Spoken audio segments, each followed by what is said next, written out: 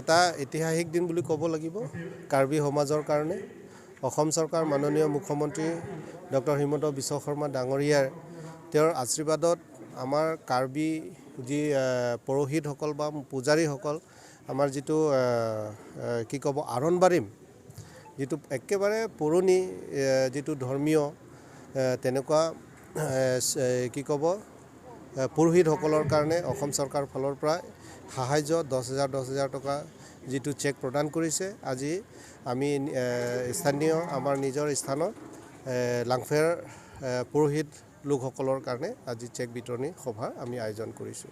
গতিকে সেইটো হৈছে আমাৰ ঐতিহাসিক এটা দিন কাৰ্বি সমাজৰ কাৰণে, কাৰণ আগতো তেনেকুৱা দেখি পোৱা নাছিলোঁ আৰু কোনো চৰকাৰ সময়তো তেনেকুৱা দেখি পোৱা নাছিলোঁ। একমাত্ৰ আমাৰ অসম চৰকাৰ মাননীয় মুখ্যমন্ত্ৰী ডক্টৰ হিমন্ত বিশ্ব শৰ্মা ছাৰৰ নেতৃত্বতে আমি তেনেকুৱা এটা ঐতিহাসিক এটা কাৰ্যসূচী আমি হাতত ল'ব পাইছোঁ। গতিকে ৰাইজে বহুত ভাল পাইছে, কাৰণ এই কাৰ্বি জাতিয়ে বহুত পুৰণি জাতি বুলি সকলোৱে কয়, কিন্তু নিজৰ যিটো জাতি এটা কি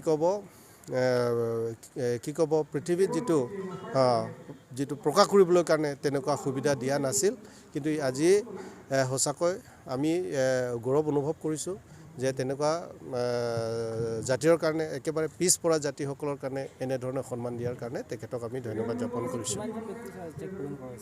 আজি লাংফেৰত মুঠ আছিলে 419জন পুৰোহিতসকলৰ কাৰণে চেক দিয়া হৈছে। তাৰ আগত আনুষ্ঠানিক হিচাপে ডিফুত এইটো চাই ষ্টেডিয়ামত দিয়া হৈছিলে, মাননীয় মুখ্যমন্ত্ৰী তেখেতৰ নিজ হাতেৰে দিয়া হৈছিলে। আজি প্ৰতিটো সমষ্টিয়ে বিতৰণী সভা আয়োজন কৰিছোঁ। আজি আমি 409জন সকলৰ কাৰণে আমি চেক বিতৰণ কৰিছোঁ। গতিকে খুবেই ভাল পাইছে।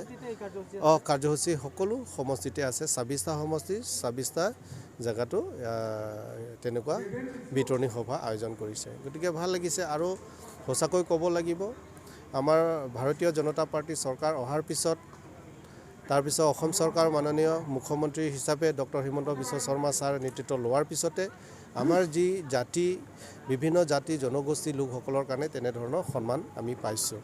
এতিয়া বহুত কাৰ্বিসকলে কি ক'ব অন্যান্য ধৰ্মীয় তেনেকুৱা পালন কৰা আছে। কোনোবা কাৰ্বিসকলে খ্ৰীষ্টিয়ান পালন কৰে, কোনোবা কাৰ্বিসকলে আৰণ কিমি বা লক্ষীমন সংঘৰ পালন কৰে, বা কিছুমানে শিৱ ভক্ত তেনেকুৱা থাকে। কিন্তু সকলো ধৰ্মীয় যিসকলে পালন কৰিছে সকলো ধৰ্মীয়বিলাককো সন্মান দিছে আসাম দৰ্শন যোগেদি।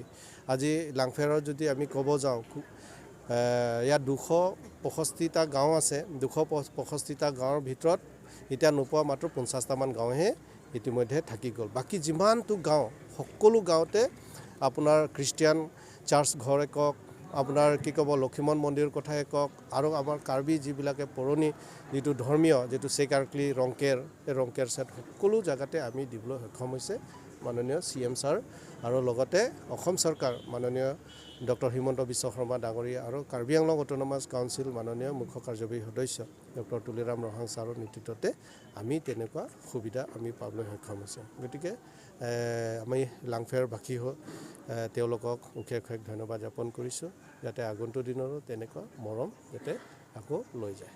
সেইখিনি আছে। ধন্যবাদ।